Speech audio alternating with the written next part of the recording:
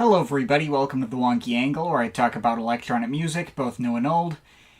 And today I am talking about the new album from Hudson Mohawke, Cry Sugar. Hudson Mohawke is a Scottish experimental electronic and hip-hop producer I'd known about for several years but never actually sat down to dive into until starting work on this video, despite the fact that he has one heck of an impressive resume. This guy's contributed to Kanye West Yeezus, produced for the likes of Drake, Pusha T, Lil Wayne, A$AP Rocky, Anonhi, Azealia Banks, Christina Aguilera, among others. He's one half of the electro trap outfit Tonight, which released 2 EPs in 2012 and 2019 respectively, which, even if I personally do not care for at all, saw tons of widespread critical acclaim from everyone else. And that's not even to get into all his solo works, currently signed to the one and only Warp Records, which saw him pioneering lots of different styles that wouldn't see a mainstream audience for at least half a decade, if not longer. One listen of his debut album, Butter, from 2009 earned him my respect right away, a project that sounded like it was setting the stage for the wonky and future-based styles that really broke out in the later 2010s, and even a lot of elements in common with the more recent strain of hyperpop. Granted, none of these are styles I particularly like. This was the kind of album that I heard once, thought it was cool, and didn't feel the need to hear again. If it released nowadays, it might blend in with the flumes of the world, and I don't think it's aged nearly as well as, say, fellow wonky future-based pioneer Rusty's debut. But it was really something that an album sounding like that came out all the way back in 2009. If I'd heard it out of context, I wouldn't have guessed it came out any later than 2018, and I absolutely have to give props for how damn far ahead of its time it is. Now, his second album, Lantern, from 2015, was the point at which I'd actually heard about him for the first time. That came out, I think just a month before I actually started this channel, and I was doing my best to follow the newest notable electronic releases through critics like Fantano, who covered a fair bit more electronic music then than he does nowadays. Granted, that album saw some pretty mixed reception at the time, and I kind of agree with Fantano's take on it as well. It's a project that has a lot of cool ideas in its mix of wonky electronics and big bombastic orchestral and soul samples, and a fair few high-profile vocal guest features, but being hampered by some really subpar production that is completely blown out, shoves in so much unsightly clipping distortion that gets really overbearing and goes up next to some weirdly weak percussion mixes. Also, a lot of the vocal guests were kinda underwhelming, and there's even this one track, Warriors, which reminded me a little of those overblown recovery-era Eminem pop singles in the worst way. To be fair, the rest of the album isn't nearly as bad as that one cut, and if you really love the production style on Kanye West's My Beautiful Dark Twisted Fantasy, you'll probably find a decent amount to like here.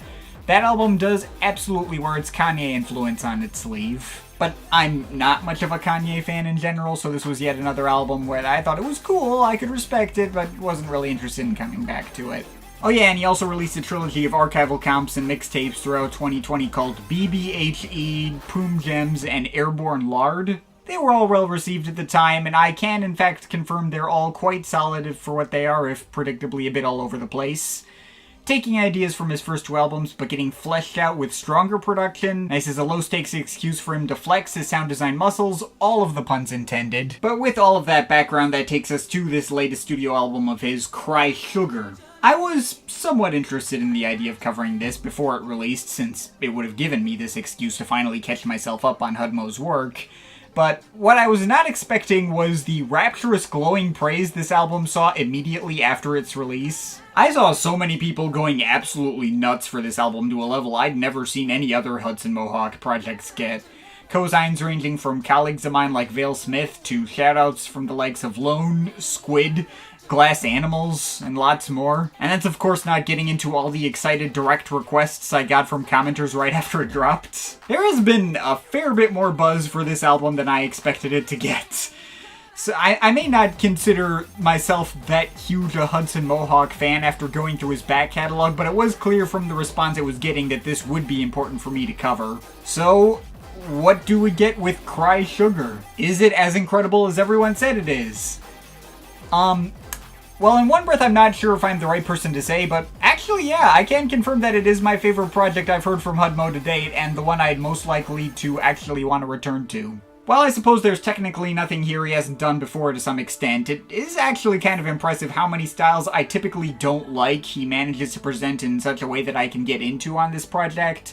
Trap, wonky, future bass, deconstructed club, hyperpop, happy hardcore, all these genres that I've had a long storied history for not really getting into. They all show up here and none of them got on my nerves. I found myself enjoying myself pretty much from start to finish on this thing. There's lots of variety and it's paced in such a way to never be boring or wear out despite having 19 tracks. I don't feel like I have all that much to complain about. There are definitely tracks I prefer more than others, maybe only a small handful that I think are properly great, even if there's pretty much only one that I didn't at least think was good. And I suppose the album doesn't really flow at all. Every track on this thing sounds completely different from the one that came before, and there's no attempt at, transitioning any ideas together or getting them to, work off each other. But even this scattershot presentation feels like it works for what it's going for. Like I said, the wild variety of sounds on display and the sheer unpredictability of it all is part of the appeal in and of itself. And in general, I do tend to prefer albums that have more variety over ones that all adhere to the same kind of sound, so that's nice too. Going through individual tracks, there's no real way for me to structure this aside from just going through them in order, so I'll do that. The album definitely starts out with its best foot forward in its intro, Ingle, Nook. This track doesn't even run on for 2 minutes, but still leaves an impression with how this impassioned soul singer goes over an epic building bed of pianos and strings and bombastic percussion. It sounds fantastic and pulled me in right away. Despite its length, I'd mark it as a notable favorite. Is it an indicative tone setter for what we're about to get with the rest of the album? Maybe a few isolated parts of it, I guess, but a slightly more indicative look of what the album's all about is probably the following track, Intentions. Got a vocal sample hook that sounds pulled out of a 90s house track being chopped and stuttered and pitched around, going over bright, flashy synth leads and banging and heavy but still kinda jangly and bouncy percussion. Building up and down with some parts that are more stripped back or even slightly ambient leaning and other parts that just go really hard. It's crazy and off the wall, but still has a backbone of accessibility, an emotional core and a solid tune behind it. And those particular qualities remain true through the vast majority of the album, despite obviously not always sounding the same. After an interlude of clouded Casio electric pianos and abstract drum samples and Expo, we then hit Behold, which I would not necessarily mark as a big favorite, as it's built on top of a fairly run-of-the-mill trap beat, and the soul sample is pitched down in a somewhat unnatural way that threw me off on my early listens. But that sample is very triumphant and happy sounding, and the reverb-heavy blips of synth that join in add to the warmer texture of it all. And speaking of tracks that work well in spite of some off-putting vocal pitching, Bicstan has its core sample pitched up really high in a way that would usually really get on my nerves, but the somewhat melancholy tone of it still carries through, and the way it's covered in so much reverb and the way it goes over this bright and flashy 90s house rave beat with all these cheery synth chords and even a few acid breakdowns around the edges. This wasn't the kind of thing that I would have expected to like off of the promise of its, initial moments, but it really sticks the landing. Even that weird drop in the middle with all those squealing alarm-like synths going over hardstyle kicks didn't get in the way, and I typically can't stand when those kinds of elements are implemented in a track. It just has such a strong foundation that I can get into all of it. Stump is a strange moment for the album. It's got all these blaring synth leads that play all these really epic and cinematic chords, like a more abrasive take on, a Vangelis or something. Like the kind of thing that maybe would have made more sense at the end of the album, but instead it's just kinda in the middle. Though it doesn't not work in that context. And then we're led into Dance Forever, a much more sparse-sounding hip-hop-ish cut with some bouncy patterns of 808 beats, subtle 90s jock jam hits, a half-sung female vocal sample that barely has a tune but is still catchy, a weird, wiry drop of sawtooth leads in the middle. Once again, we got a track built out of ideas I might ordinarily find annoying, but still manages to pull me in anyways and hit pretty hard for what it's going for. Now, I did mention earlier that there was only one track on this album that I didn't at least think was good, and that single weak point for me is the following track, Bow. Well, I kinda like the soul sample in the beginning. It completely ditches that after 30 seconds and then switches into this really unpleasant ramble of annoying, tuneless synth leads, off-kilter grooveless beats, and this especially annoying guest vocalist that has this really weird falsetto voice that does not match at all with the instrumental. Not even to get into all the parts that pitch that voice way up or way down and make it even worse. Really, this track does a good job of illustrating the thin line so many of these tracks are sitting on. Well, I guess I can respect how out there this cut cut is trying to be. It's the only moment here where it felt like it went a bit too far for its own good and fulfilled its potential for being really annoying. Yeah, those vocals were just too much to bear. But again, it is nice that this is the only cut that I'd mark as an outright skip out of 19 tracks. And whatever misgivings I had with that track are well made up for by the following cut, Is It Supposed? Which is probably my favorite cut in the bunch. It's the longest cut at over 6 minutes and doesn't have a ton of progression, but it doesn't feel any longer than any cut on here. Focusing itself entirely on a set of especially cheery synth melodies that have a slight 80s-ish tone to them and sound like they could be a remix of a tune that you'd hear in the background of Super Mario Sunshine or some other beach level in a video game. Very heartwarming and nostalgic tone to the melodies on here that even further aided by the occasional vocal sample and eventual addition of pianos in the second half. It's not even sitting on the thin line of annoying me, it's just very nice, mood-brightening, and wholesome stuff. Lonely Days is a track I would go back and forth with a bit, but I think I mostly came out positive on. While I was somewhat put off by the fuzzy, slightly pitched down tone of the vocal sample running through most of it on some listens, it's definitely not among the most distracting use of a vocal sample on this album, and the bed of synth arpeggios and violins it's being built on top of is really heartfelt and dramatic and works really well too. Even if it's entirely built up and doesn't change much at all over the course of 5.5 minutes. But I suppose if there's any payoff to this track, it'd be the next track, Redeem, which is another particular favorite. Starts out with these kind of maybe reggae-inspired synth or piano chords paying off into these sections of all these blaring leads that sound like a horn section, and what sounds like either a synth solo, a guitar solo, or a solo of someone humming and getting their voice so heavily compressed that you can barely tell what it is. But the track is really happy and triumphant, and again feels like it's effortlessly putting me in a good mood. And then we get Rain Shadow, which feels like a companion to Lonely Days that goes markedly harder, feels more self-contained and like it has more drive and purpose, I guess. Covering itself in lots of glittering synth arpeggios and skittering IDM beats with the occasional woo sample in the background, building up and down in an especially satisfying way and even adding in a random bit of minimal ambience right at the end. So next up we have another one of the most out there experimental moments in K-Pipe. This one is very intentionally off-putting and almost kind of feels out of place in its significantly creepier tone. But unlike Bow, which mostly just annoys me, this one feels like it works much better for what it is. Switching off between some blaring leads and atonal ambience, eerie, echoing maybe vocal samples, unnerving bass pads, and even some fuzzy noise elements at the end. Sounds like the kind of thing that would fit in a horror movie.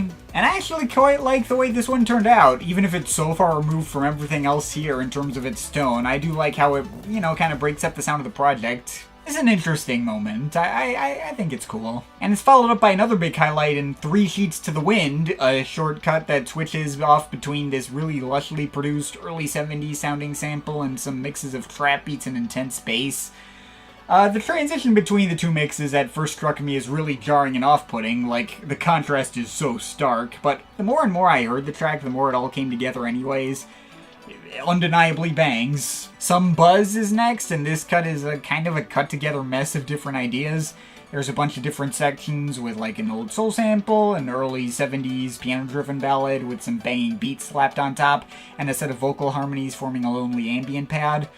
None of these sections sound like they belong together in the same track, but I still like every individual part of it for this to still end up as a highlight. Like, it's weird and disjointed, but all of it still sounds great. Perhaps, unfortunately, that is probably the last track on the album that I would mark as a major favorite, and the final stretch of the album doesn't pull me in quite as much as the best moments on here do. Tincture sounds very Burial-inspired, like the kind of thing that Burial would do nowadays in its mix of UK garage beats, warm synth pads, and chopped up 90s house-ish vocal samples. Also kind of feels like it's acting as a companion to Intentions, if not as memorable in its own right. Nork 69 is a fairly overblown future bass cut that, while fun enough, kind of goes in one ear and out the other and ends up kind of bleeding into the closer, Come a Little Closer.